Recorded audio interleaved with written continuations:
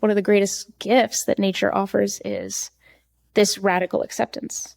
That there you are in nature, it just is. If it's going to rain, you don't argue with it, you go get your umbrella. Can we bring that radical acceptance, even temporarily, to other people who hold beliefs that we don't like?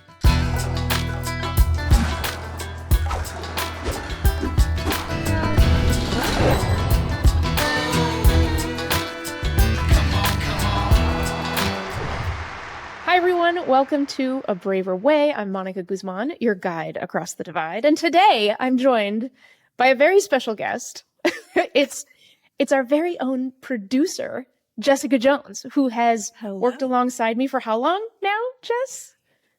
4+ years. It's crazy. Gosh. Time flies when you're having fun. Seriously. It's nuts. I can't believe it's been that long.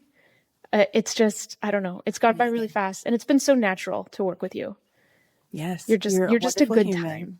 So thank you. Right back at ya. Yay. So what we're doing today is a little different. We asked all of you, our listeners, for what questions you've had. Now we've aired our first 4 episodes of the relaunch. You've sent amazing feedback. You've told us who you've shared the episodes with, what you're taking away from them. Sometimes you send long emails and really reflect. Thank you for all of that. We read them all. We respond to everything. It's been amazing. We're really curious about your questions because this is about meeting division with strength. It's about staying engaged and grounded. And we can't do that unless we're hearing from you all the time, right? This is a conversation. And Jessica knows that. I'm seeing her nod. We're always just trading notes back and forth about what we're hearing from our listeners and readers of the newsletter and all these other things. And we'll make sure that everybody's got the resources for that. Please reach out anytime, by the way. If you didn't already know that we are eager for those things, you know it now. Thank you, everyone who sent questions. Jess, what was your take on the questions that we got, just in general? I definitely just want to echo what you're saying. We love to hear from people, and not just questions, but also just their stories of how the messages are landing with them and hopefully helping them, right? That's what we're here for. I will say I was a little surprised at how much people wanted to know about you. I think that's the biggest category of questions was more about Mónica. I have a whole very full little container of questions about Mónica here. So we can dive into. It's going to be That's right. fun. For those of you listening and not on video, Jessica has gone ahead and created little bags. A craft project. You are such a crafter. Jessica's got a couple of kiddos and works closely with their schools. So I feel like you are a craft master. You've got all the supplies. My office is also my craft room. And so I have all the craft supplies. And I made a little craft project. I cut out all the questions. Beautiful. We can have fun, because we were like, oh, how do we put them in order? How are we going to approach this? And this way it'll be totally random. It'll be a surprise for both of us too, as you answer folks' questions. Exactly. And there are some questions we got that are tough. In fact, I believe you have can you show the bag? Yeah, the tough. You've got a little bag. Yeah. And in pink marker it says tough! Exclamation point. These are the tough ones. Those are the tough ones. We got Love some it. toughies that I'm like, oh, when are those going to come up? But we can do it. We can. We're here for you. We're here for all of us. We've got this. That's right.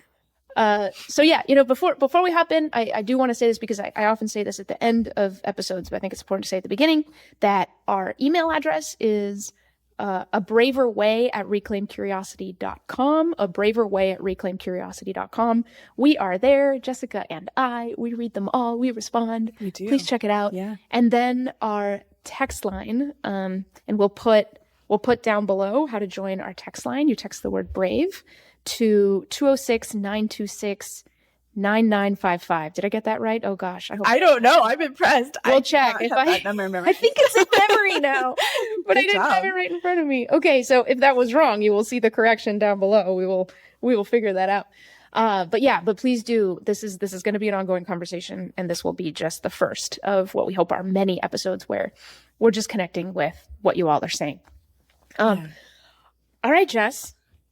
Where should we start? Is that it? Like, should we just get started? Yeah, let's dive in. Man. It's going to be fun. Okay. Should we start with about you, since that was what the people want to know? That's what the people want. Okay. Sure. So I'm just randomly grabbing one. Okay. All right, here we go. Okay, this one we combined two questions because they were very similar, from Joe in Maryland and Aaron in Indiana. When has your hope in constructive disagreement ebbed the most, and why? And the other version of this is, do you ever think political divisions in this country are too big to bridge the gap? This one maybe should have been in the tough category, actually. It's really hard. So into the deep end you go. Let's be honest, none of this is easy at the end of the day. I appreciate this question. I guess I've been, I don't know what the word is, lucky, to mostly ride on a cushion of sort of buoyant optimism and hope through most of this work. I've had a lot of people pull me aside and say, how do you do that? That doesn't make a lot of sense. But as you know, Jess, that does not mean we have not had our low points and our low moments, for sure. Everyone does. And for me, I've never lost faith in the power of curiosity or how effective constructive disagreement can be at all, or how needed it is, even when people want to throw it out and avoid it. That's usually when we need it the most. But I have worried whether frightened, exhausted, despairing people can still have the emotional capacity for it. So I haven't lost faith in the constructive disagreement and the curiosity ever, but I have had my moments where I've been like, man, we're so hurt, we're so tired, and we're so scared. You know, could enough of us be that emotionally heavy that all of this becomes effectively impossible? So those have been my low points. That happened a lot with me earlier this year when the things going on with immigration in Minneapolis led to kind of a big burst of chaos and of concern, I think, across the political spectrum. And I was hearing from a lot of people who I would normally expect would remain really charged and energized. Yeah. And even they were feeling a lot of doubt. And so for me, it really came from the fact that, situations change and get disrupted, and people aren't sure whether they can trust certain stable things. And then they just feel that despair. They just feel that hopelessness. So that has been the low point. And you probably remember. Yeah. You remember that. Yeah. You've seen that. I do remember that. Yeah. I mean, it's hard. But I'll also say, I think this is true for both of us, that doing this work actually helps me feel more hopeful. Oh, yeah. Right?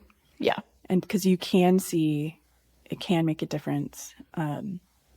So I think that's my personal approach. Yeah. No, and it does. I mean, that's kind of the neat thing about it. The other question, do I ever think political divisions in this country are too big to bridge the gap? Yeah. No, I don't. Because I don't think that... I think people might be surprised by that response sometimes. Yeah, I don't think that what we're bridging is ultimately that tied to the political and ideological differences. There's so much in our imaginations, and there's so much that we're projecting and misperceiving, and there's so much that's spinning up, which isn't to say, I mean, the divisions are real and the stakes are really high on a lot of things. But I get historical perspective when I remind myself the periods that we've been through as a country that have been much worse, and we've made it through. We've learned our lessons. We've come out stronger. We usually build something into the infrastructure and institutions to toughen them up. Granted, that feels really tough right now because the institutions themselves seem to be weakening, and people's trust in institutions is really, really low. But I still feel like there's this sort of pendulating rhythm to everything where we'll go really far one way this way, and then something will start to correct. And that's not to rest assured that those things will happen, but the historical perspective just takes me out of that recency bias that everybody has, that this moment is completely different and completely terrible, and it's so unique and we're doomed. And, that may not necessarily be true. So the historical perspective. Some episodes with historians. I think that's a really important perspective. But I think you could say more, if you can, about, is the problem too big, or do we just think it's too big, right? Yeah, exactly. Perception gap. Yeah. And it's a perception gap. It's that we think it's too big, and then we think that we can do too little about it. And the truth is that we can do a lot about it. And the truth is that we don't disagree as much as we think we do.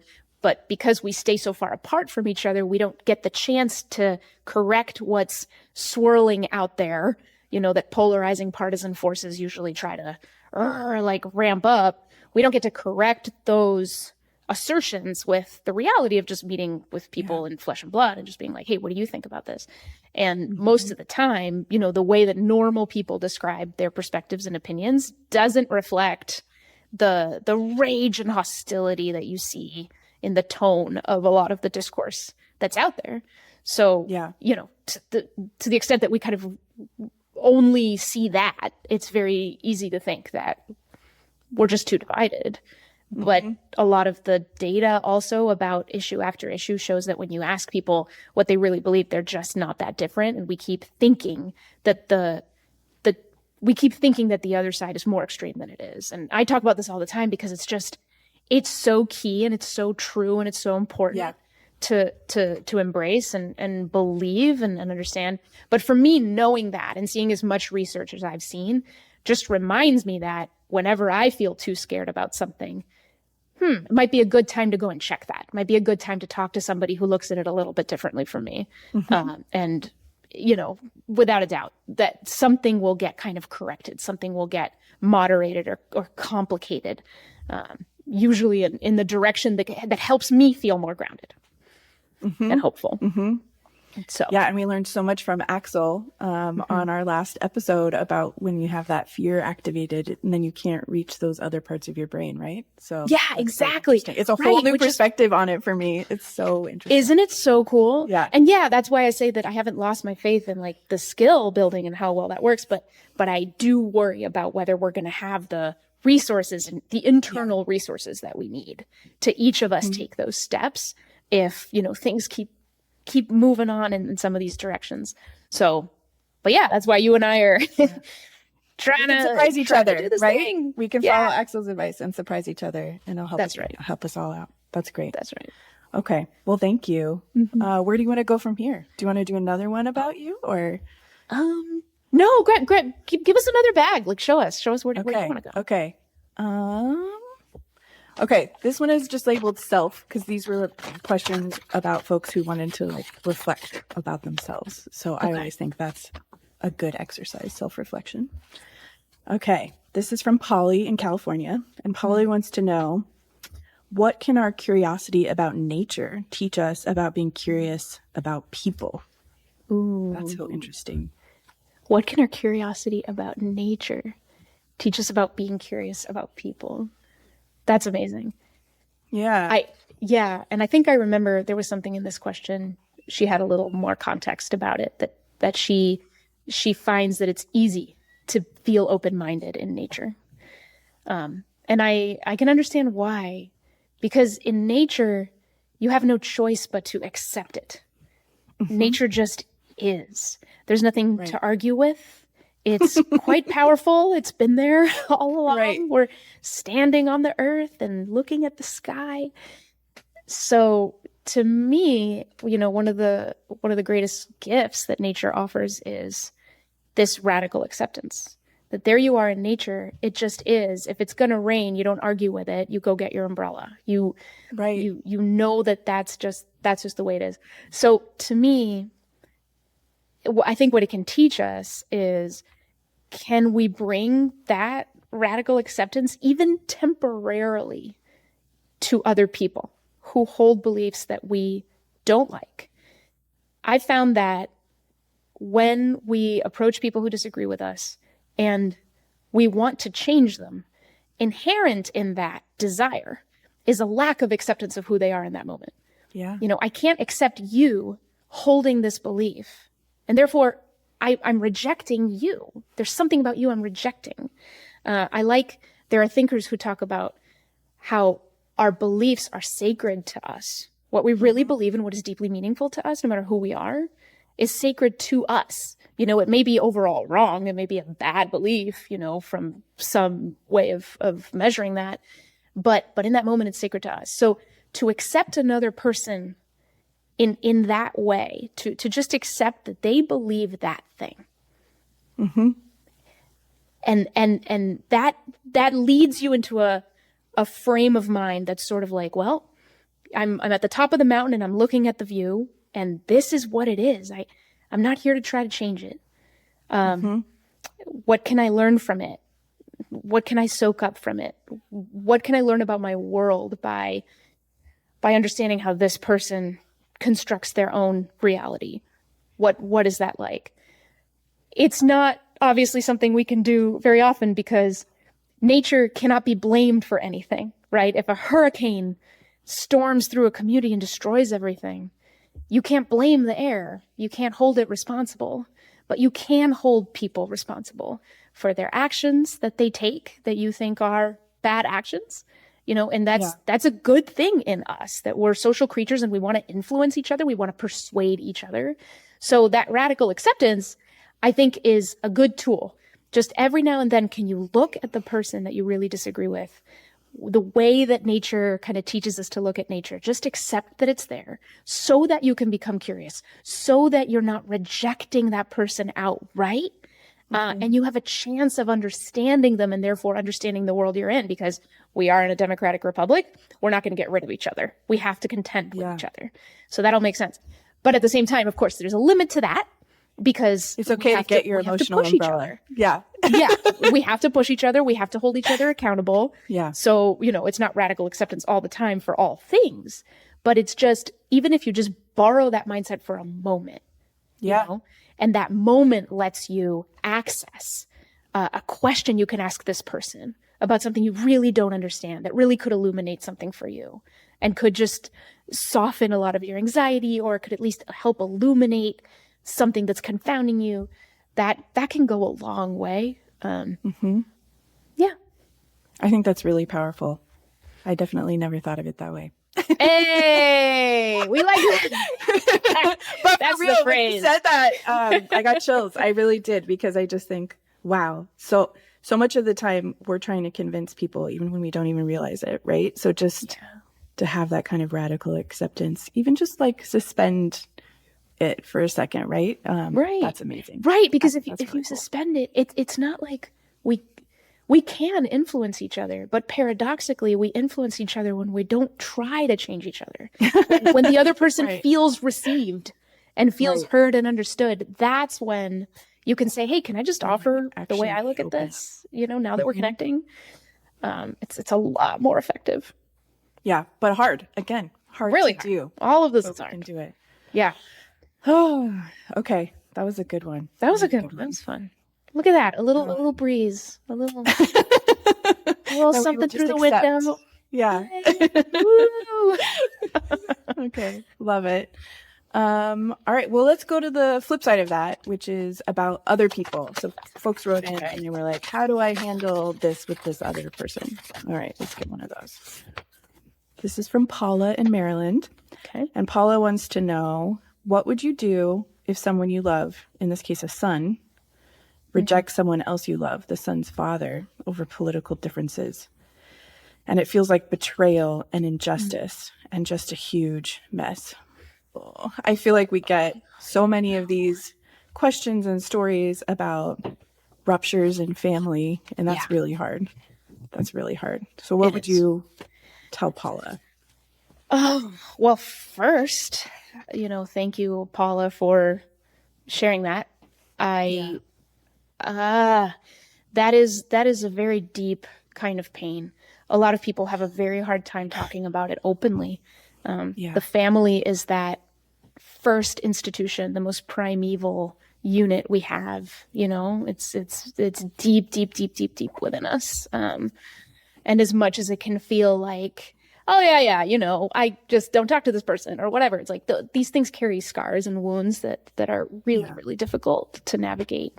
So, man, she's in a really tough spot. She's in a really tough spot. She's got two people she loves who are in this conflict with each other. Mm-hmm. So that gives her an opportunity. She can be the bridge. And it sounds like she's interested in that. And you said it was Paula, right? It sounds like Paula is interested in being the bridge. So if you want to be a bridge between people you love, then one of the things to work on is to protect your ability to make landfall on both shores. That becomes really important if you want to serve as the bridge. Can you protect your ability to make landfall? Meaning, can you kind of safeguard the trust that you have with both parties? That can be really difficult if you have an opinion on what should happen, right? If you think that someone's being unreasonable, you're sharing that opinion with one side could impact how well received they feel by you. People are always figuring out, are you on my side? Are you with me? Are you against me? That can be really painful to feel that scrutiny in your own family, just is she going to side with him or with me? That's really tough. So, but if you want to be the bridge, then you do have to think about, how do I preserve the trust? So that becomes something that's really important. I think another thing that could be a bit of a pitfall in the situation she's in, because I've talked with various folks in very similar situations, is you can put on a lot of pressure on yourself to solve the whole problem. You can tell yourself, it's up to me. And it's not. You can't. Yeah, you can't do that. Only they can do that. It can't be up to you. So instead of thinking, I'm here to solve, you can think, I'm here to accompany. I'm here to accompany these people, who are messy and imperfect people just like me. And I just want to be there witnessing what they're going through. I hope I can earn the ability to do that they'll be able to talk to me. There's a reason that people lean on someone else in the family oftentimes in these kinds of conflicts, because that other person knows the people involved, knows something of the heart and culture of the family. And so, they usually glean for they're looking for some kind of wisdom, and you might be able to provide it, but honestly, through your presence and accompaniment, sometimes it's time and someone there by your side, and you can figure out the way back to each other, if indeed that's what's fated to happen. And also she has this opportunity to be a kind of translator between them.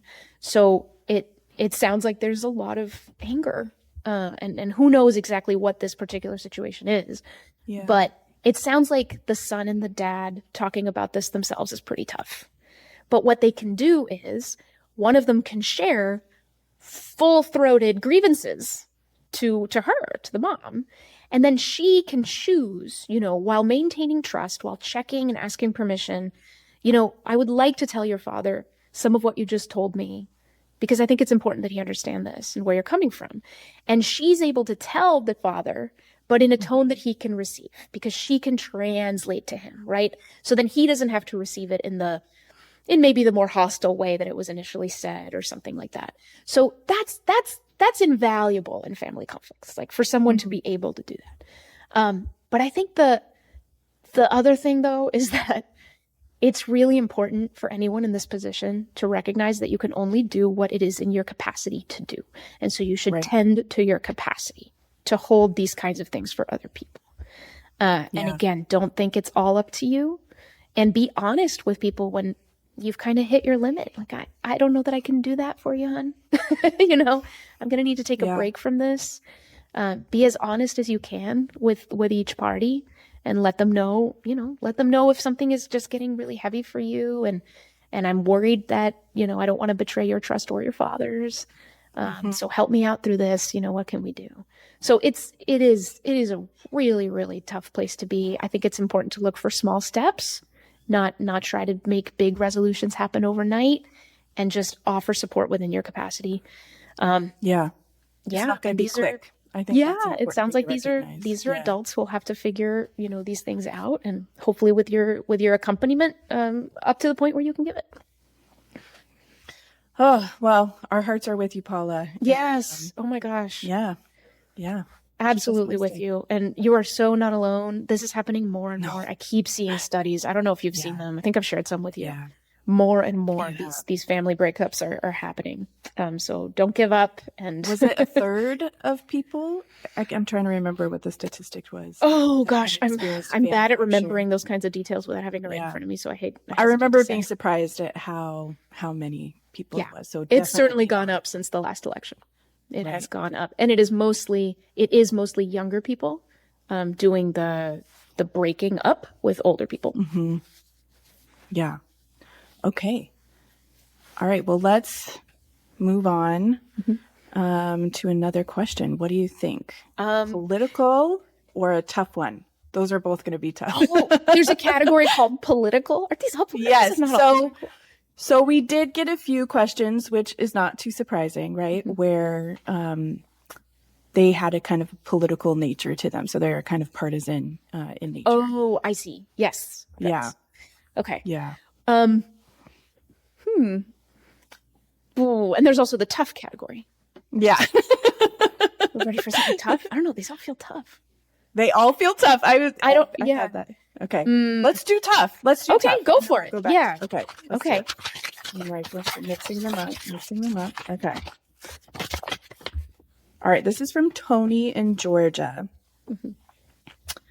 This one is also about you. So it's tough and about you.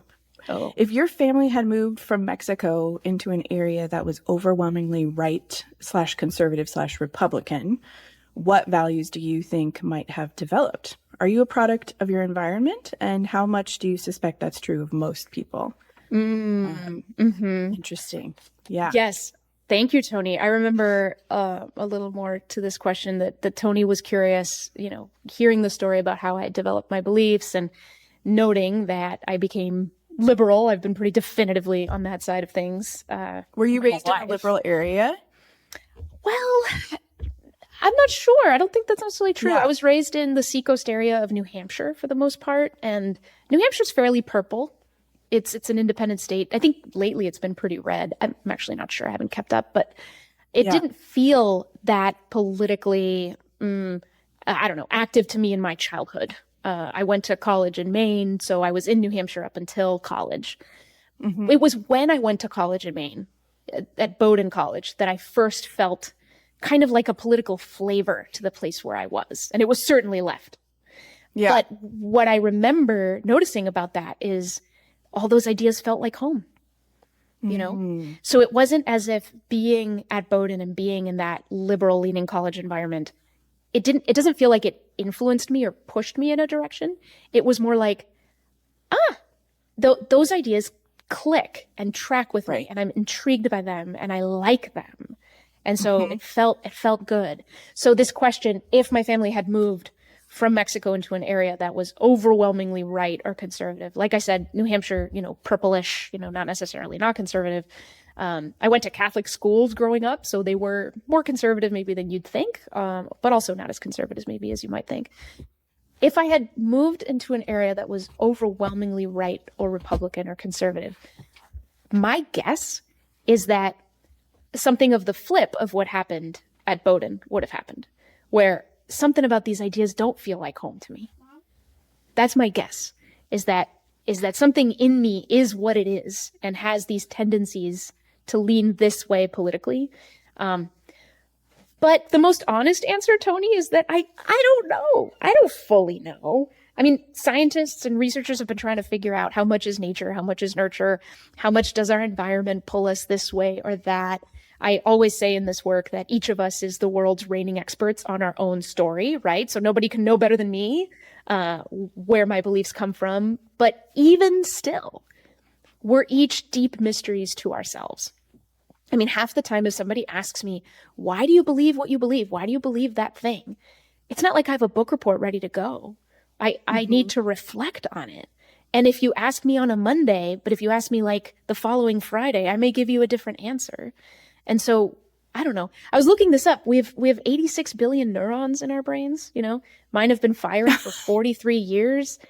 Like, wow. Can I really trace the origin of everything in my head? Like, no, I don't think so. It'd be cool. but that's pretty hard to do. So given all of that, like, we know that personality, environment matter. We know relationships matter. What dormant tendencies in us get expressed. It seems like that comes from the environment, right? So if you have a friend who is like this and you want to be like that in their presence, then maybe that gets more expressed. Different environments nourish different parts of us. So for sure, our environments have something to do with it. Yeah, but I don't know. So I could imagine, like, let's imagine that I'd gone to a much more conservative leaning college. I was thinking about this and I was like, well, it probably would have affected me differently. Maybe I would have kept politics at a greater distance because it was less comfortable, right, for me, because something just didn't fit and it was a little antagonistic. Maybe I actually would have become more politically engaged because I felt like there was things around me that I didn't like and I wanted to do something about, you know, rather than like-minded people around me. Or maybe I'd have learned to express very different parts of myself. I think I would have emerged essentially a different person, probably in some ways. But again, it's really, really difficult, really, really hard to tell. And overall, I don't think that having been in a conservative environment would have made me more conservative. I don't think that that's the case. I think that, you know, my parents are pretty sure of this too. I was going to say, you were raised by conservatives, right? I was raised by conservatives. Yeah. And I think a lot of it is genetics and personality and tendencies, and you are who you are. And your environment is just going to bring out different parts. Nature versus nurture, right? Yeah, exactly. One of life's mysteries. We just don't know. We ultimately don't know. Make the best of what we got. Don't know. Yeah. So fun question, Tony. Accept it. Yeah, it is a fun question. Something to think about. Okay. Well, let's go political then. Political. On Bring that it. Topic anyway, right? Bring it. Through the bag. I like hearing the crinkle of the bag. It's very satisfying. Okay. This is an anonymous one from our text line. Okay. And this person is asking, how do we describe American patriotism in light of all the political division right now? I really like this question. Yeah. I have a lot of thoughts too. Yes. Well, it's July when we're recording this. Yeah, July that's 2026. 250th anniversary of the country and the Declaration of Independence just passed. Yeah. You know, who we are as a country is a complicated question. It always has been. But to this anonymous questioner from our text line, thank you. I think that one part of my answer is in his question. How do we describe American patriotism in light of all the division? I think it has to be a we. Meaning, I could give you my take on American patriotism, but I find that grossly unsatisfying and incomplete to the overall project. Like, to me, what American patriotism means needs to be a collective conversation, and it's going to necessarily be a debate. There's always going to be people with different ideas. I think that's good. I think that's healthy. I think the founders would smile on that. That's right. Right? It has to be a collective conversation. We define patriotism together. I think it's fairly clear that over the last X number of years, it's been a more fraught conversation than it has been in other parts of my lifetime, at least.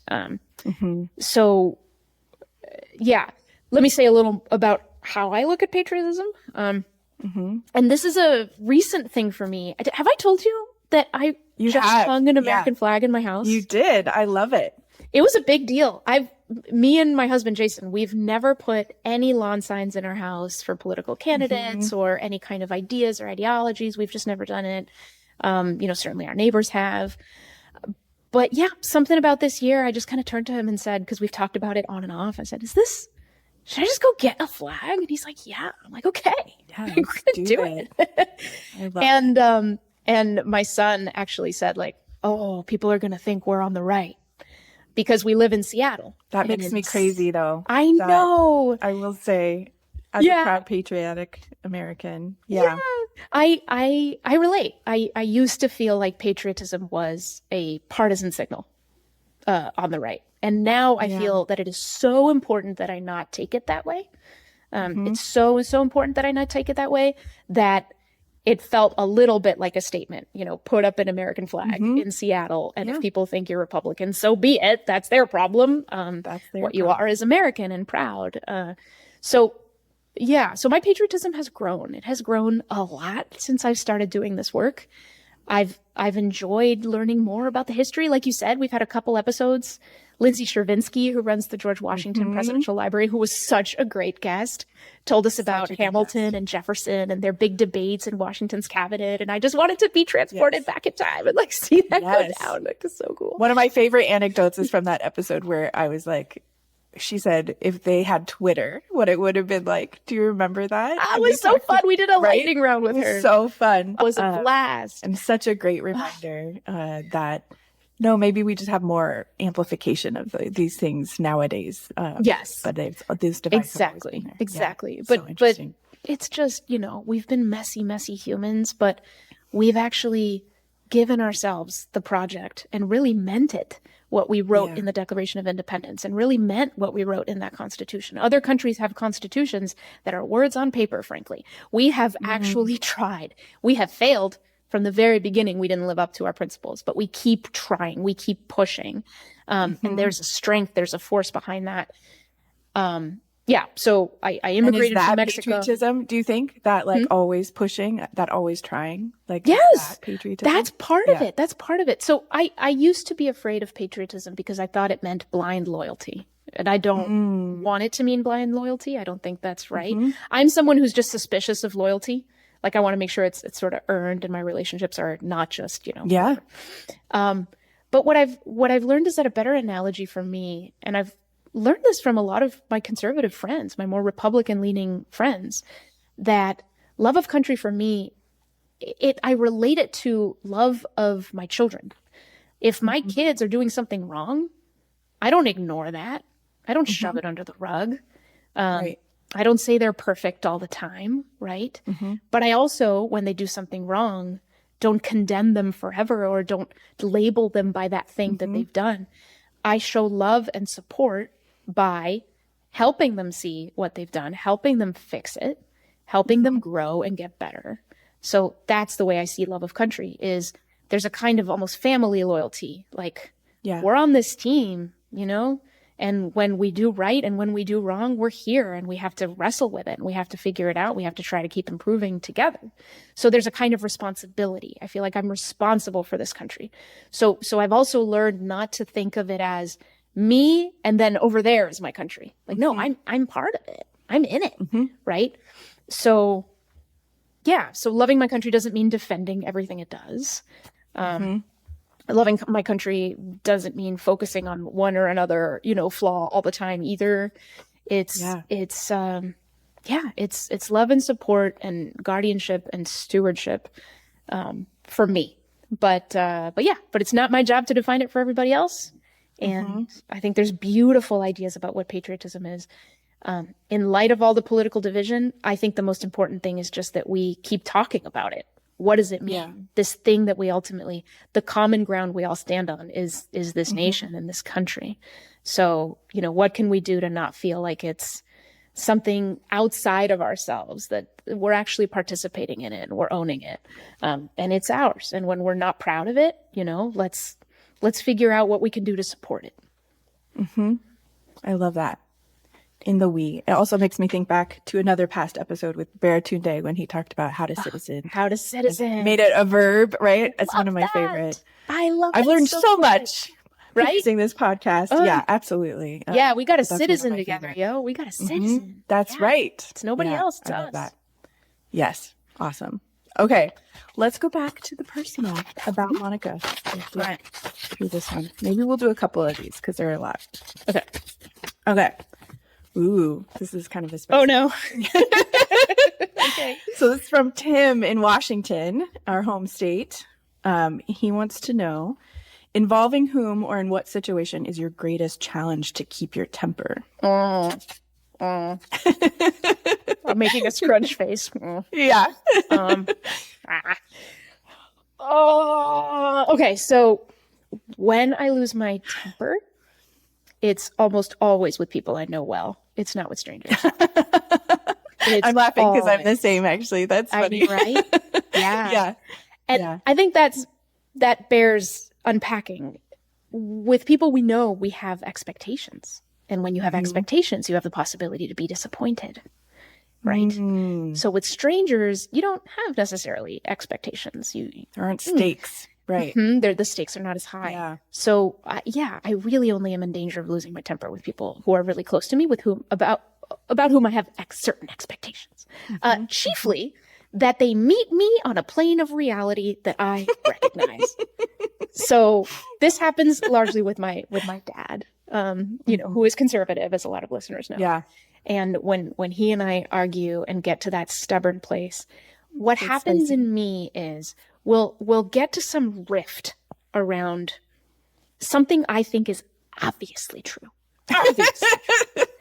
And it just will not register for him. He just doesn't see it that way at all. And instead of doing what I teach everyone to do, which is let's get curious, right? Like, what do you see instead, Dad? No,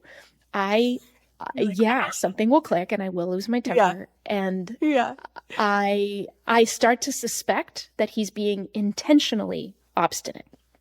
Oh, that he's goodness. Willfully not seeing something. Yeah. And once I believe that, all bets are off. Yeah, then everything's out. It's all out there. Because so what do you do when that happens? Well, look, most of the time, losing one's temper means that you lose your wherewithal. Right. So the truth is, we just learned the science behind this with Axel. Yeah, that's right. So it's like you're hijacked, right? You're hijacked. So that's what happens when I look back at these moments. I don't become conscious of it's happening for many minutes, perhaps.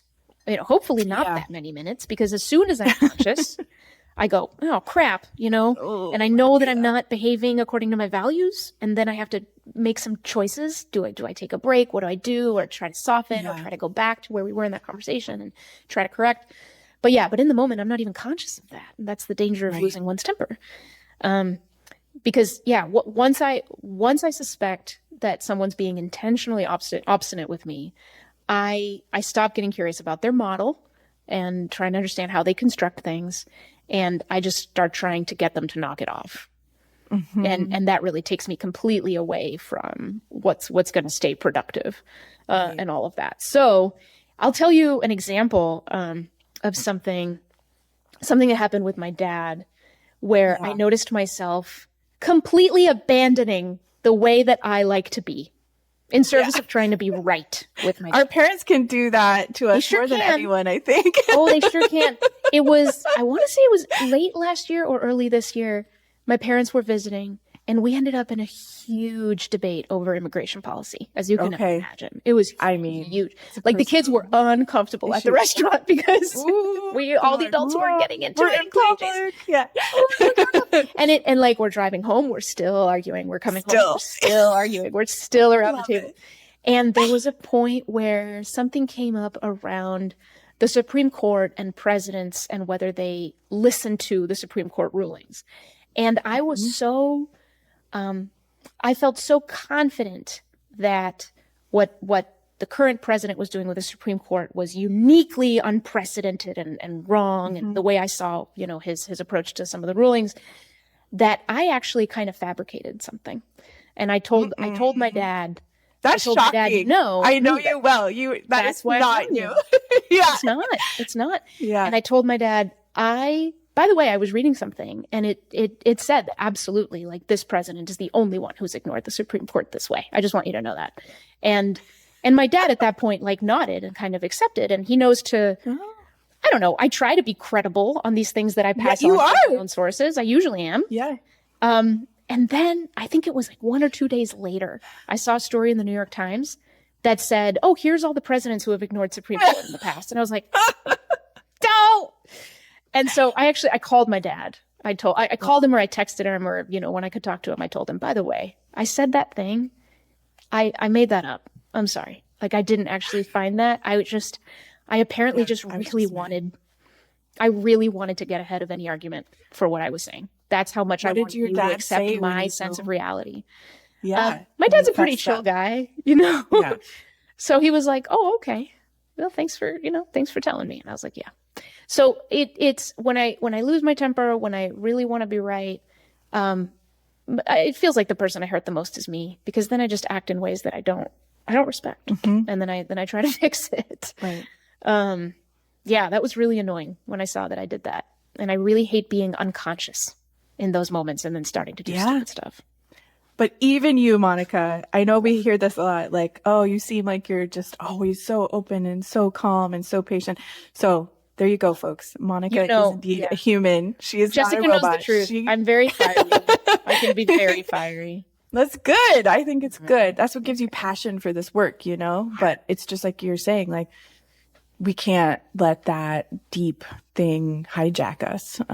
Right? We need all the parts of our brain engaged to do this really hard work. Exactly. And there's no sort of happen. There's no such thing as being done and then coasting. You know, like being done with this as a practice. Like it's continuous constant journey. It's constant.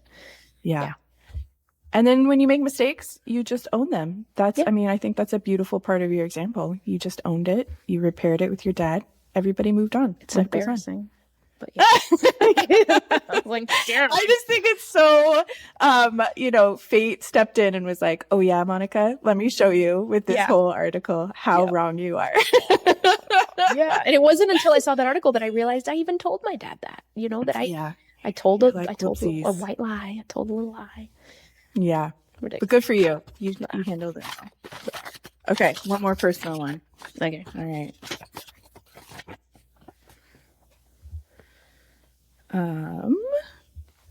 This doesn't say who it's from. Let me grab a different one. It might be another text line one. I don't know. Yeah. Okay. This is from Jane in Pennsylvania. Okay. What's one interaction that changed you more than any book ever did? Oh, fun. Yeah, this is one of those questions that I'm glad I had time to reflect on, because how in the world do you like come up with something on the fly, you know? So my mother-in-law is one of the wisest people I ever knew. She passed away a couple years ago. And there was a conversation we were having, and it ended up being about aging and getting older.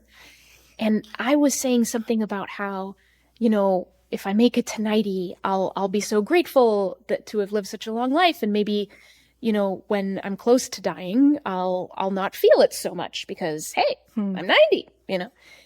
And I think she was passing on that she had a similar conversation with her own mother. And she thinks about this herself, that she has found that as she grows older, a part of her that feels core inside feels ageless. Like no time has gone by at all. And she's like, Mom, I think that's wrong, actually. That, you know, that when I'm 60, when I'm 70, when I'm 80, I'm going to feel the same. And it's, you know, death is not going to feel like, oh, it's a more okay time, you know, to be done on this earth. And she's like, I don't think that's how it is at all. So that interaction stuck with me because I started to realize how right she was. And then there was a conference that I spoke at, a social work conference that had a title for one of its sessions. And the title was Ageism, Prejudice Against Your Future Self. Whoa. And I was like, what? So those two things, you know, I'm in my early to mid 40s. My mother-in-law passed away from cancer a couple years ago. Something about mortality and, you know, just the short time we have on this planet has just been kind of landing with me and trying to be healthy and all of that. But I've also noticed a prejudice that I've had about people who are older. You know, I don't want to be older. These are the ways I assume and it's like, that's prejudice against your own future. Like, what up? Right. So that, it's all combined into a whole thing that's going on in my head about, how to, you know, people often say that when you think about dying, you're really thinking about living. Like when you acknowledge your own mortality, you're thinking about how to live well. So all of that is just combined to give me like a, I don't know, like a fairly big kind of discourse in my head about all of that. One wild thing that I did not that long ago was I asked AI to show me photos of myself. You 70, did not. 80, that 90. Doesn't seem like a good idea. Oh, I sure did. And I did it so that I would look at those photos and see them as me and love them. And I've been practicing that. Like loving your future self. Yeah. So that's beautiful. Anyway, that's just. I was going to say, if you want to know what you're going to look like, just look at your mom. Because you guys. Yeah, that's actually a good shortcut. One of the photos AI sent me. Yeah. I showed to my mom. I was like, Mom, it's you. She's like, well, yeah. AI knows what it's doing. Yeah. That's awesome. The first time I met your mom, I was like, oh my gosh. Yeah, you guys are like copy paste. Yeah. So we know you're going to look good because your mom looks great. Oh, I'm going to make sure she listens to this one. Okay, where do we going to go from here? I think your choice. What do you want to? Let's go to either tough or political. Ooh, okay. One of the ones. Let's do political. That's fun. Okay. We can. My bias is showing. I was a politics major, so. That's right. That's right. Ooh, this is fun because it's from one of our international listeners, Els from the Netherlands. Yeah, people don't know, but we have listeners all around the globe, which is crazy to me and so flattering. So they would like to know, how do you handle fear when people's opinions and or their groups and or their party is really threatening the lives of people? So I think we know which side of the aisle Els do you? on. Oh, yeah, we do know from other contexts. Oh, I guess that's true. Yeah. It is oftentimes you are surprised about that. How do you handle it, meanwhile, maintaining your curiosity and openness to opinions that are not yours? I feel like we get a version of this question a lot. Yeah. Like it's about if they're against who I am as a person, right? Yeah. How can I be open to their ideas and their opinions if they don't even think I should exist? It's kind of yeah, that is one wing of it. Yeah. How do you handle fear when people's opinions, or their groups or party is threatening the lives of people? How do you handle it while maintaining curiosity and openness to opinions that are not yours? Yeah. This has definitely come up for me a lot because, I'm not just somebody commenting from the sidelines. I'm definitely a part of the society, and there's a lot of things that I'm afraid of on behalf of people I know and, just for myself as a citizen of this country. So I've made kind of a study of fear over the last couple of years in particular, as you know, in some, surprising and unsurprising ways. I've even watched more horror movies. There's a lot of ways. There's a lot of ways to get close to fear and the psychology of it. And it turns out I've done quite a few of them. I have fear is so important because it helps us survive. It's an emotion that is anxiety for something we fear will happen. So fear is about future. It's about future casting. I'm afraid something awful is going to happen. And it does keep us safe because it channels our energy toward survival tactics, fight or flight, those kinds of things. So in a particular situation, if your body is sending you these signals, that you're kind of in a traumatized response, you may need to leave or you may need to fight or these kinds of things. Like that's very, very useful. But the conditions of our divided world with so many proven misperceptions, perception gaps, exaggerations, what that has resulted in is a ton of undue fear. We know that there's fear based more on what we imagine than what is real. But that fear keeps us from getting close enough to check and tell the difference between what is imagined and what is real. So when I feel afraid, I keep that in mind because to me, what feels like my responsibility is that process of discernment. Can I keep a capability to check my fear, to question my fear, right? Because again, fear can be very mobilizing. It can be very energy focusing, and that's great. And sometimes the things I'm afraid of, oh yeah, that's a signal. You should go and do this. You should go and protect that. Like move, right? Be more vigilant about this issue. And that's definitely been the signal many times. So what I do when I'm really afraid, I don't try to get rid of my fear. I try to check my fear. And this is the habit that has revealed itself for me from the very beginning, is when I'm really afraid, I will try to talk to someone who isn't. That's my habit. I will talk to someone who isn't afraid about the thing that is scaring me. Okay, so say more about that. So yes, maybe that's someone on the opposite side politically, or the opposite side politically. Yeah. I mean, this is how I started talking to Travis, who Jessica knows, and you all will know soon enough. Yay! I think maybe the next episode. I think the one after this, yeah. That's right. Travis Tripodi is a good friend of mine who has very, very different political views. And soon after our current president took office, I started calling him just saying, I just want to know what you think about this. Right? Yeah. And I would say it in that tone. And conversations with Travis were illuminating and frustrating and hard and good, because he would see it very differently. The reasons he was not afraid, a lot of them made sense to me, and so would therefore make me a little bit less afraid, but no less able to see what is there, no less able to see what's true. But it left me with more confidence that hopefully I'm not being hijacked by undue fear.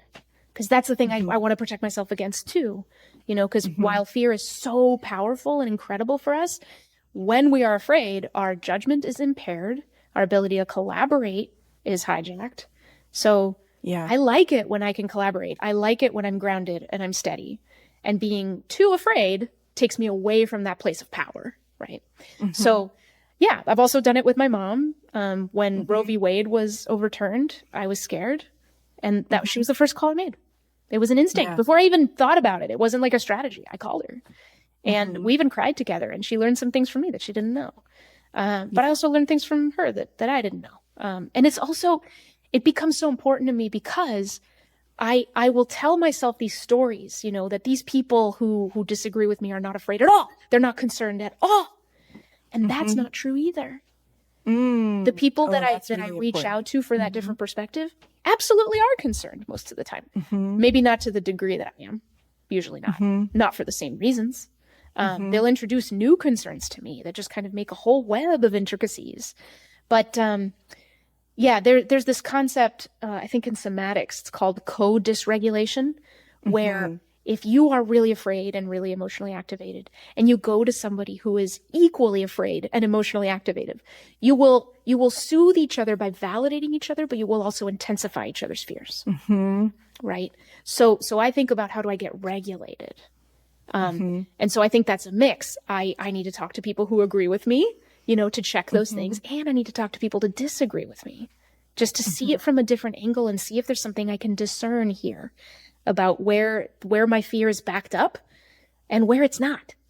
And that just makes me feel more, I don't know, like I'm standing on my own 2 feet a little better. What this brings to my mind is that not everyone has that friend or relative that they can call, right? And that's a big part of why we are doing those episodes with Travis, so folks can hear from someone they might disagree with, whether it's you or him. But are there other strategies you think that folks could use besides talking to another human? I'm thinking about our episode with Isaac Saul from Tangle, which folks should subscribe to. I recommend it.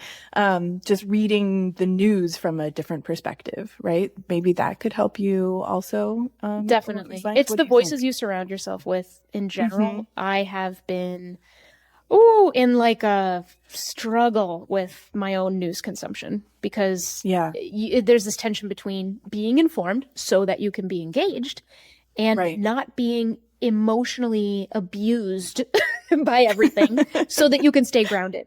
And everybody knows their own balance. And I'm still trying to figure mine out. I've recently backed off even more. Like I go in and I come out and I go in and I come out. And I hope that each cycle I learn more about what the actual balancing thing is. And I can get sucked in very easily to lots of affirming voices online and then forget to look at any other angle, right? That could help moderate me, not moderate my opinion, but moderate my temperament. That's what I'm looking for. It's 2 different things. Very different. So yeah, you can absolutely do that too. It's just Are you talking to real people? Are you checking in with what makes you happy? But by the way, let's also be clear. Fear can be a great signal. And if there's something you see that is making you afraid, you check it. Oh, it is real. And there's people close to you and you are motivated, then take action. Like sometimes that's the way you deal with fears. You take action. Absolutely. Right. That's a great point. So me and my husband do a lot of things for free speech because that's something that really like gets to us. And everybody's got their own thing. So find your own thing and stay active where you can. Just make sure you don't lose the ability to check and calibrate. Yeah. And it sounds like, yet again, there's no quite substitute for another human, right? So try to make those friends across relationship helps in everything. Maintain them. Yeah. Yeah. Okay. What do you think? Do we have time for another one? Sure. Another one what? More? Another question. One more question? Oh my gosh. No way. It's already been an hour. Oh my goodness. Do you think could we try like a lightning round or no? We should just keep it simple. We could maybe with the personal ones. Here, let me take a few. Would it be? Yeah, I don't know. I'll see if I can. Oh, I don't know. Maybe not. Let me try.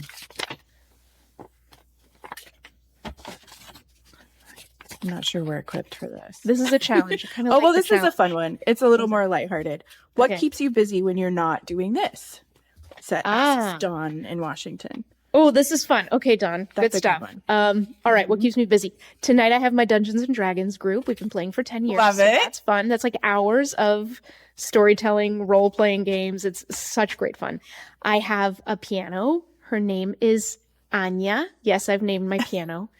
I love my piano. She's upstairs. She means the world to me. I love singing and playing and I do a lot of that stuff. Voice. Oh, thank you. So do you, by the way, Jessica. Jessica also sings. I love having friends over. Our kids are often like, who's coming over tonight? And if we say nobody, they're really disappointed. So we love that. So yeah, those are a couple of things. Oh, and number one is movies. I absolutely love movies. Right. People might not know that you actually studied film. I sure did. Fun fact. Big fan. Big fan. And the way I got into journalism was by being the movie reviewer for my college newspaper. Really? Did you know that? No, I didn't know that. Oh, and the way I got into kind of techie internet things was I made a movie review website in the 90s. I feel like that's actually kind of like geek cred. I did. It was called Phantasmia's Movie Musings. It's no longer online. If D&D wasn't enough geek cred, there you go. That's like next level. Okay, this is another fun, lighthearted one. This is from Kevin in Indiana. What is the favorite part of your week? Ooh, what is the favorite part of my week? I'm going to say it's always like if I get to have a really in-depth, awesome conversation. You can't predict it. It is.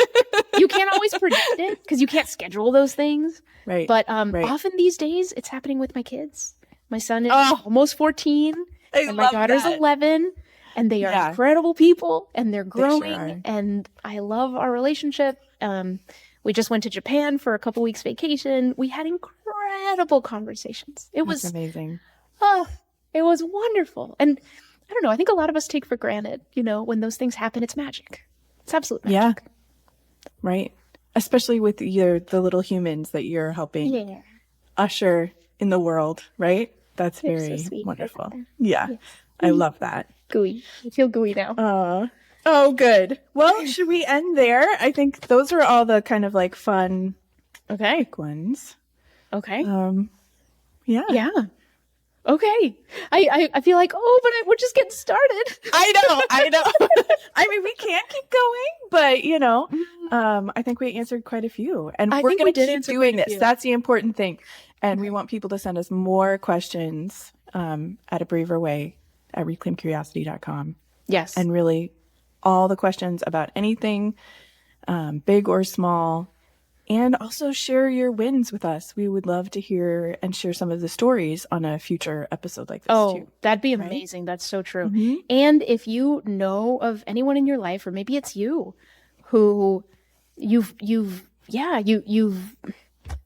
you've achieved something across the divide. You've repaired a relationship and you're both really excited about it. We'd love to hear from you and maybe even elevate your story. I mean, Jessica knows this. It's so, we hear from people what actually makes a difference for them. And, you know, the skills are important. Obviously the insights are everything, but there's nothing like a model. There's nothing like somebody who was able to do that thing. And it doesn't have to be extraordinary. You know, we're living in a time when these ruptures are every day. And it's all those little paper cuts. It's all those little tears in the fabric that are leading everybody to think that, oh my gosh, we're sinking. The truth is a lot of people are in their own ways, right? It's not rocket science. They're figuring out like how to be human with each other in a really, really tough situation, to the point where they can heal, they can repair, they can at least take steps, make progress. We're in communication with a lot of folks and just watching their stories and witnessing. And whenever we can, we like to bring it to you. So the story of Anne-Marie Denman and her mother, Sharon Morris, that we brought you in the third episode back. Oh my gosh. That right there, you know, that happens more often than you'd think. So if it's happened with you, if it's happened to you, if you know someone, let us know, please. We're very much about shepherding people's stories, you know. We're not here to grab them, take them, cut them up. That's not what we do.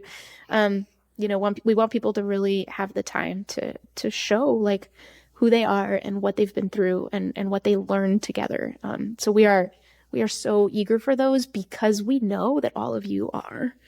So please let us know. So again, Jessica, that email is abraverway@reclaimedcuriosity.com. Hey! All right. And you can join our text line. I feel like I should double check this. I'm going to our website. I only know 2 phone numbers by heart. So I'm impressed. I still know the phone number of like my best friend in 6th grade. Isn't that funny? Yeah, there's number strings that just stay in there. Okay, so here it is. Text BRAVE. I did get it right before. Text the word BRAVE to 206-926-9955. It's really, what's fun about the text line is it's really easy to just like jot a quick note there. We'll also let you know the days where new episodes drop. And every now and then we send questions exclusively to our text line that are a lot of fun to hear back from you on. So there you are. I should say, if you don't want to like type it out, that's cool too. Like do a quick voice memo. You can email that to us. We would love that. That would be cool. Yeah. Email us a voice memo. I hadn't thought about that. That's cool. We need to, okay. Now I was about to talk to my producer, Jessica, like, Jessica, we need to find a good tool to make that easy for people. Okay. We'll take that offline. That's funny.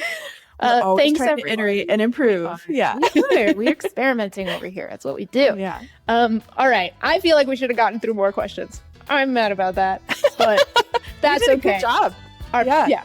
Jessica's doing a great job of making sure that we don't go after them. So we're going to do that. We will close here, and there are more questions, and we'll find ways to respond to those and keep hearing from you all. So thank you, and stay curious out there. Yes. Don't be strangers. Curious. All right. Thanks, Jess. Right. So much fun. This is fun. This is great. All right. Okay. Bye. A Braver Way is produced by Reclaim Curiosity and distributed in partnership with Braver Angels, KUOW, and Deseret News. Our theme music is by the fantastic #1 Billboard bluegrass charting hip-hop band, Gangsta Grass. You can subscribe to A Braver Way on YouTube and follow us on your favorite podcast app.